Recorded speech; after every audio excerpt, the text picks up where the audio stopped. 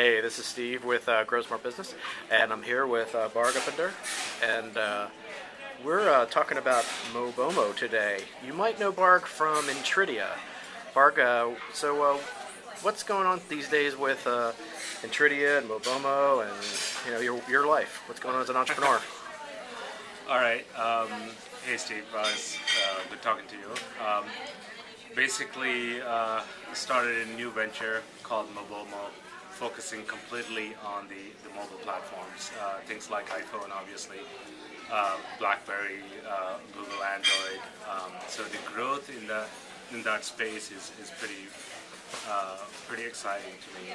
There's a lot of innovation going on. So basically, I worked it out with my partners at Intridea, and so I was, formed this new company and focused completely on the mobile space.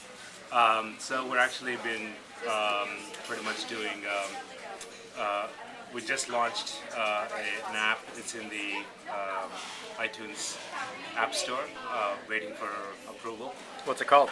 It's called Traffic Tweet. You can tweet that you're stuck in traffic to other people so that they can get a heads up and then use a different route.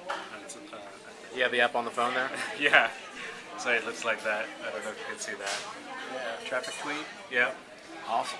Okay. So, I think basically the first thing it does, it knows where you are. So it takes you on the map to the current location. Then it basically looks up at any incidents nearby you. Like if there's any construction or accidents, things like that, it will put it up on the map. So that way you can make decisions to take a different route and things. And not only that, what you can also do is you can click on the tweet button and you can actually indicate how fast you're going on the road, if there's any speed traps, so you can alert your friends. And all these tweets go on the Twitter public stream. So this puts blinking somebody's headlights to warn of a speed trap at a whole new level now. Exactly. This is the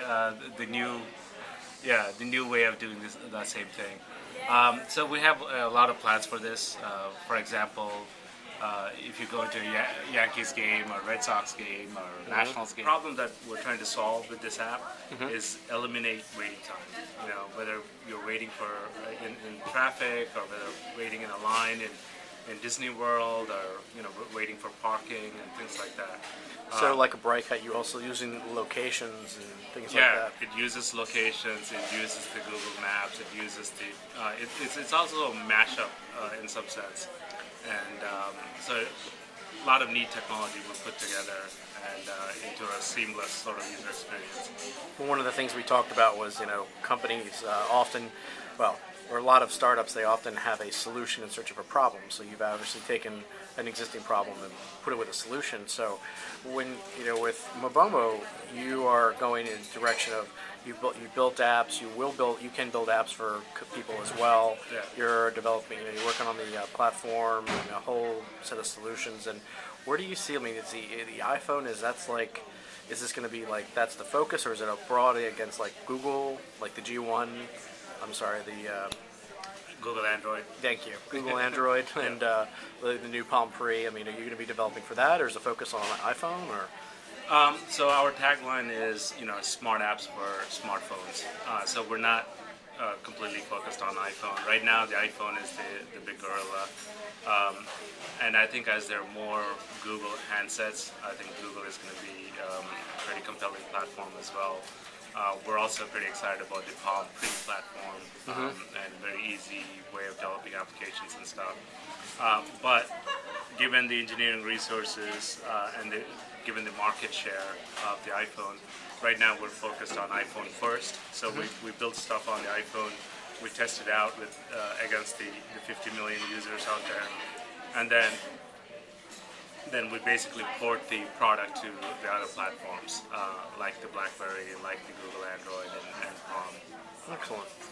So doing Mobomo, this is your second startup? This is actually my third startup. So you're still an entrepreneur. So lessons learned for those out there that are thinking of doing their own startup, or that are existing entrepreneurs. What are any couple of pieces of advice or things you've learned over the years if you could tell your younger self?